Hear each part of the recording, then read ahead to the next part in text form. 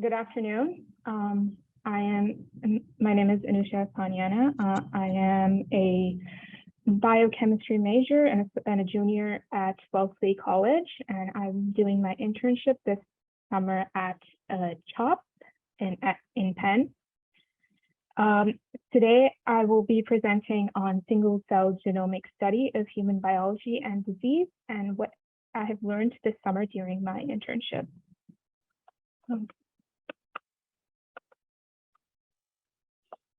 The HuBMAP project in the PayLab consists of procuring multiple normal healthy human hearts and performing single-cell sequencing on them. During my internship, I learned that procuring a normal human heart consists of many factors. So we must have consent of the donor and include diversity, so people of different races, genders, ages. The heart must be qualified for transplantation, which means it must be a healthy heart. But as it is not matched, it is instead sent for research. I also learned about the rigorous and consistent sample collection that we perform immediately after receiving the heart. We collect samples from the 4 different chambers of the heart: the right atrium, the right ventricle, the left atrium, and the left ventricle. We immediately perform retrograde perfusion and store it in cold cardioplasia. And the heart must be frozen and fixed within 4 hours of procuring it. So, as I mentioned, after collecting the samples, we perform single-cell RNA sequencing on the heart. I learned how to interpret this data. This HuBMAP, this data is from that of the 16-year-old white female. These are all our different cells that you can see. So you have macrophages, pericytes, endothelial cells, fibroblasts, cardiomyocytes, T cells, etc. So it's a little difficult to procure a heart.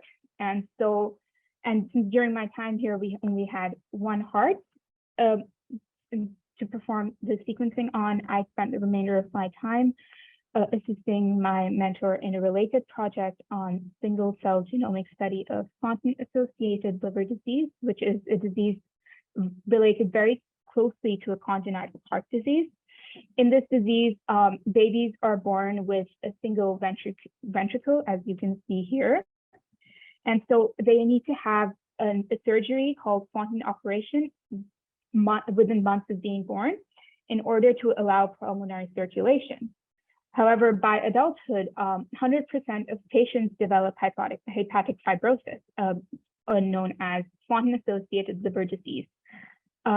Since this disease has no cure and little is known about it, we wanted to do more research on this disease. So I would first like to introduce this basic structure of the human liver and the cells that I will be referring to in the following slides. So the blood flows in from the portal vein and the hepatic artery towards the central vein. We have cholangiocytes surrounding the bile duct, hepatic stellate cells, which are fibroblast cells, Kupffer cells that are known as macrophages, endothelial cells, and then we have hepatocytes. Those hepatocytes towards the portal vein are known as portal hepatocytes. Those towards the central vein are known as central hepatocytes. So we performed single-cell RNA ATAC sequencing on normal and Fontan livers. And we found that both have the same cell types, as you can see. So you have central hepatocytes, portal hepatocytes, cholangiocytes, hepatic stellate cells, endothelial cells, T cells. And so we can see that there is no discrepancy in the different cell types. And so we investigated the differentially expressed genes in all the different cell types.